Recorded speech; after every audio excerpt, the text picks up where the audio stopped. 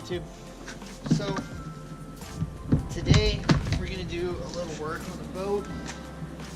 I'm trying to get rid of some of this clutter.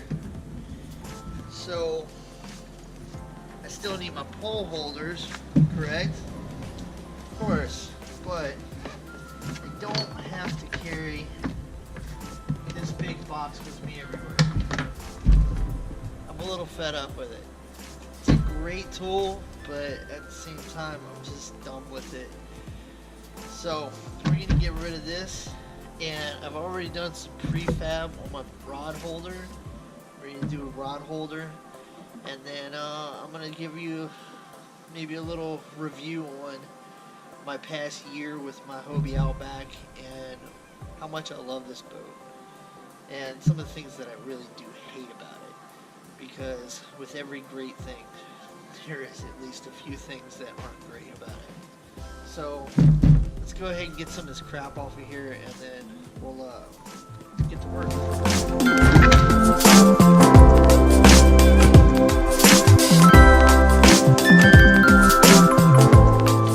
Like I said, I already did a little bit of prefab on this, so I'm not going to show you how to build the whole thing.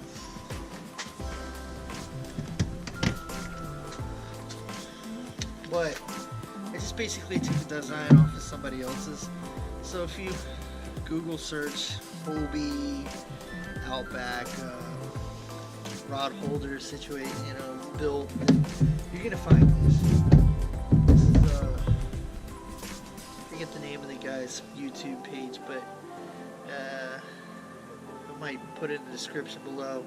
I don't know, but this is what we're putting in. We got to do some adjustments on it, of course, to make it fit right. But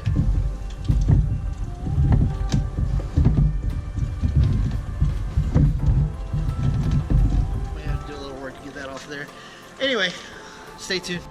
Okay, so we're all done with the construction. I still got to let everything dry. The paint is real tacky, and putting it all together kind of got,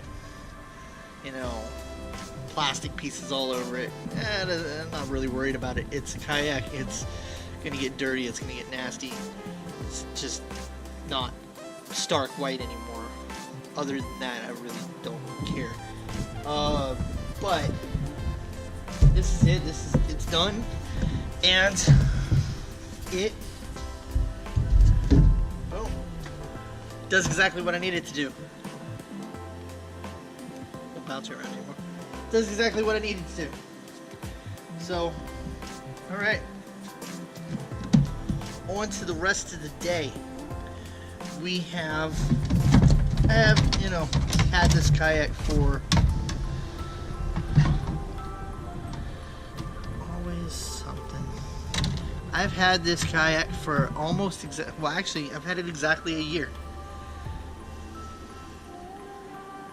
No, almost a year. I got it just before my birthday. So, I've had plenty of time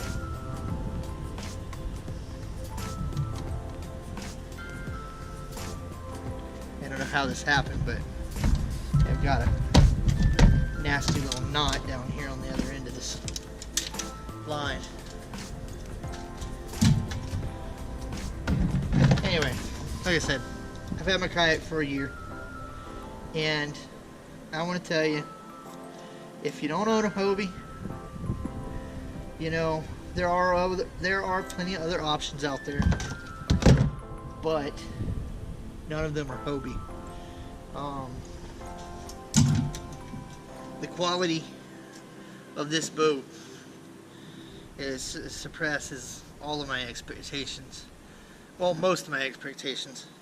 like I said, there are a couple things that I don't love about the boat. First off being, I take on water every single time I go out. I don't know why. There are a couple of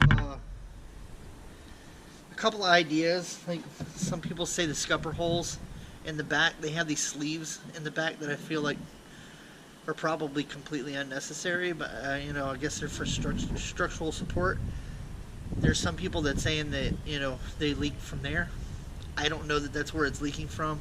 I haven't filled the boat up with water and looked for the leak yet, but I leak water every time I go in the water, no matter if I'm in terrible seas or the smoothest, calmest pond water. I always have at least a half gallon, sometimes more like around a gallon, depending on how long I've been out in the water. And that honestly drives me up the wall. I shouldn't see any water in there. If I don't, you know, I mean, there's a possibility that water could be getting in this back trap door or going through the front hatch. It's a very possible, but to the extent of water that I'm seeing inside this boat, it's absolutely ridiculous. I mean, whenever I say that I'm looking at like nearly a gallon of water, I've taken this bucket right here and filled it up to here before. Like that's insane. I shouldn't be getting the kind of water in this boat. I've not. I mean, this is from day one. You know, it's always gotten water in the boat. I have no idea why. I'm big. I'm fat. I'm almost 300 pounds. I'm 280 pounds. This back area does sit very low in the water, but I mean, like, it's not underwater. It's never underwater. This hatch back here is never underwater. If I reverse into some waves and stuff, yeah, it'll go underwater, but only for a moment, and it's got a gasket. It's sealed. I mean, like, there really shouldn't be any water getting through there. And I've even taken and run a water hose over the top of it, looking for water to get down in the bottom down here, and it didn't happen. So I really don't understand why I'm getting so much water, but I'm getting water in this boat. If you have any suggestions, let me know, because I'm at a loss. Aside from filling the, like I said, aside from filling the boat up with water and finding out exactly where it's leaking from, you know, it's probably a manufacturer error, but I'm in my boat so often that I really don't want to send it off, or, you know, I'm really just lazy. I don't want to deal with it. I just want it to work. So, anyway.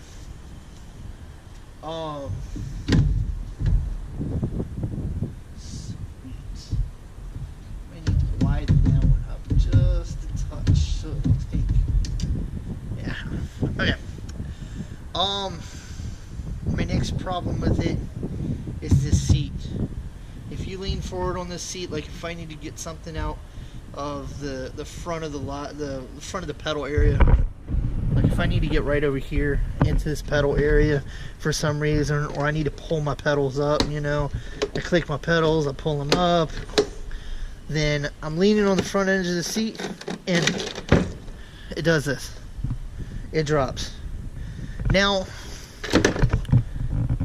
everybody's complained about this seat. Almost anybody who's done any reviews has either said the seat's incredibly comfortable and they love it, or they say that they hate this part of it. It's a pain in the ass. It's got these little feet on the bottom. You can see it. It's got these little feet, and they rest on this little thing right here. And truth be told, everybody who has this kayak, everybody, I don't care who you are, everybody rides this seat in the highest position. Unless they're out in big water and they need to be in the low position and crank the whole thing low and lay it all the way down. Almost in every instance. And I mean, I'm not saying that some people aren't different. Some people are. Some people want to be down low. But most people are going to ride this thing high. And the fact that that's all it takes. Very little movement. You saw how far that thing moved? There's barely any movement, and the back of it trips. It's really, in my professional opinion or personal opinion, I don't know, whatever. In my opinion, it's a pain in the ass. Also, this bar on the front, most people have problems with it. I actually don't have any problems with it. I only once or twice had a problem with it not wanting to stay in position, but most of the time it's fine. Now, I know that some of you are saying, oh, you can replace, like, turn the spring around on this and fix this problem, but it's not the point. The point is, fix it, Hobie. Just fix it. Everybody complains about it. Like, too many people complain about it. So, I mean, just make it to where you have to pull the cord to lower it. That's all you gotta do. Just fix it to where you have to pull the cord to lower it. Why is that difficult? Anyway, moving on. Other than that, I honestly don't have any problems with this boat. That's the two issues. That's like really my only two issues. I don't like the way that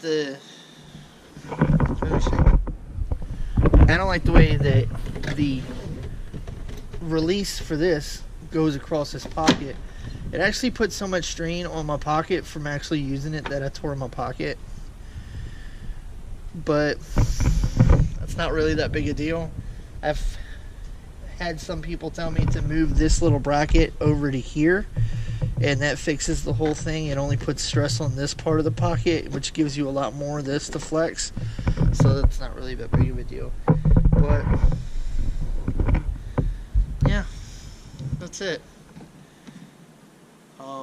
Other than that, I absolutely love my kayak. I would definitely tell anybody, everybody, you should absolutely buy a Hobie. Now, a lot of people talk about the pedal drives. Now, my pedal drive, I have the Hobie Mirage drive. Boom. Okay. Now, I can't move it much because it's on the trailer and locked in a position, but whenever you pedal this thing, this action is so much better than a bicycle action while out on the water. You don't sway your boat back and forth. It just makes it so much more comfortable in the water. So I know that some of y'all must really love your, propeller drives, but honestly, it's Mirage drive or go home. I'm so excited though that the Pelican is coming out with the original Mirage drive, the high drive, or I don't remember what they call it, but I'm super excited about that because I like Pelican kayaks. I think that they have, a very simplistic, easy, and good kayak, and I think that adding the Mirage drive on there, it's just gonna make that whole thing just amazing. Obviously, it's almost spot on the original design for the Mirage drive, and that's just exciting. I'm excited to see that another company gets to use that amazing technology, and hopefully one day we can get rid of that whole bicycle crank shit, because I think it's just dumb. I could honestly do an entire review just on the Mirage drive, and I may later, but I'm not going to do that right now because it's pushing like 1 o'clock and I'm hungry and I've been out here since like 10:30 doing things. So I think that I am going to take a hike and go get something to eat, and mostly something to drink. I'm freaking thirsty. I only brought like one water out here, and I'm very thirsty. So I'm gonna let you go. Definitely look up this. Like I said, I'm not gonna do a, I didn't do a full like tutorial on how to make this rod holder situation here, but just look it up on YouTube. There's a guy who does a great demonstration. The only thing that I'm saying is just take a knife or something to the inside of your pipes that join this piece to this piece, just so that whenever you put your pole in, it doesn't really catch on anything. That's the end of that. Alright. Please like and subscribe. Comment below if you have anything you want to ask me about anything as far as boats and stuff is concerned. Kayaks. And then, see you later.